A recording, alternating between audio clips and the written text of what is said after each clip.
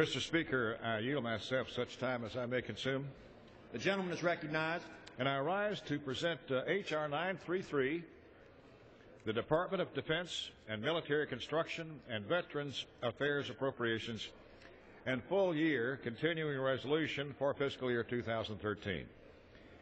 Our nation faces a three-pronged threat to its finances as we deal with sequestration, the debt ceiling, and most immediately a looming government shutdown.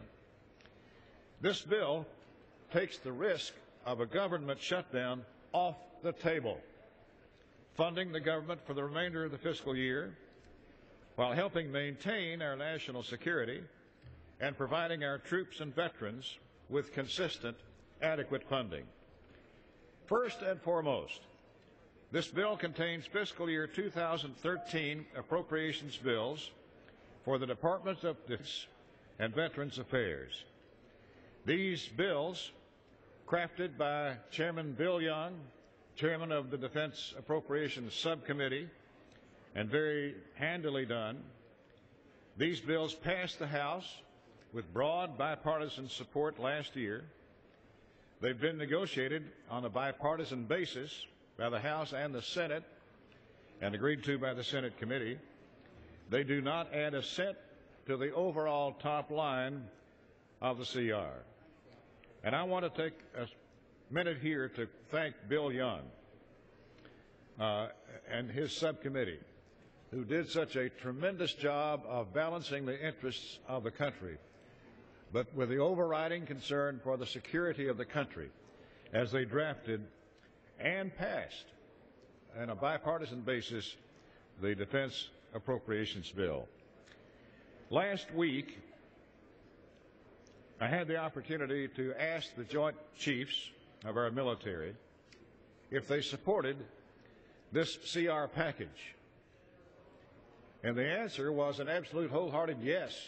In fact, each one of them was asked if it was critical. And each one of the Joint Chiefs said, this is critical to the defense of the country. This legislation addresses severe funding constraints that would put our national security in dire straits.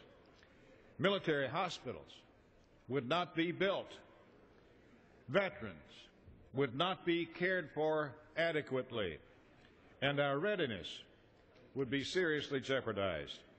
With sequestration now in effect, this bill allows the Pentagon some leeway to do it best with what it has. The bill provides $518 billion, the same top line level as last year. Within this top line, accounts have to be reprioritized to ensure adequate investment in critical programs, such as operation and maintenance, while finding savings in lower priority areas. The legislation right-sizes spending that would otherwise have been wasted. For instance, we eliminate funding for unneeded spare parts and save funding from outdated programs and projects related to operations in Iraq, no longer needed. In addition, the bill provides $71.9 billion in discretionary funding for military construction and Veterans Affairs to ensure that our veterans get the care they've earned and that the quality of life in our military is continued. This includes an increase of about $2.5 billion in veterans funding, offset by savings in military construction. The remainder of the bill, Mr. Speaker, funds the rest of the federal government until the end of the fiscal year on September 30. Nearly all funding will remain consistent with current levels, except for the very few exceptions that are needed to prevent catastrophic changes to government programs or to ensure good government.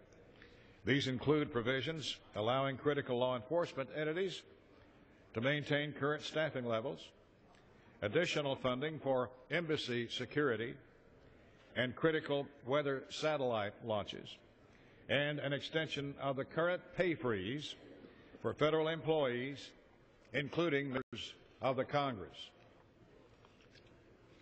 We've also required every single federal agency to provide spending plans to Congress to ensure transparency and strong oversight of taxpayer dollars.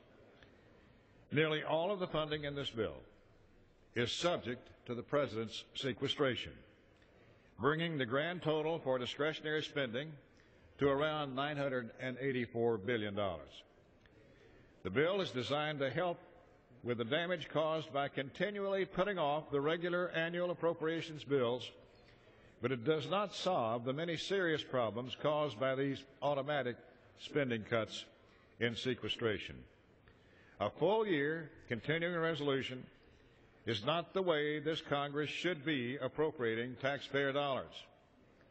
Each year, we should assess the needs and excesses of our government and make decisions accordingly in the regular appropriations process. We must return to regular order, pass individual spending bills on time, and fulfill our constitutional duty to fund government programs wisely and effectively. To do all of this, we have to have a partner in the Senate, and we've not had that now for these several years. Our hope springs eternal that the Senate will help us get back to regular order.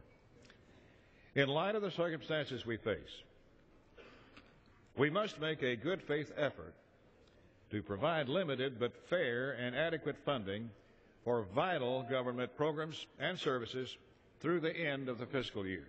It's up to Congress to make these decisions to set the course for our financial future. We must act now to make the most of this difficult situation. And that starts with avoiding a government shutdown on March 27th and providing for our national defense and our veterans. This CR package is the right thing to do, the right time to do it, and it's the fair thing. And so I urge, Mr. Speaker, my colleagues, to show our nation that we can get our work done by supporting this bill. I reserve. The gentleman from Kentucky.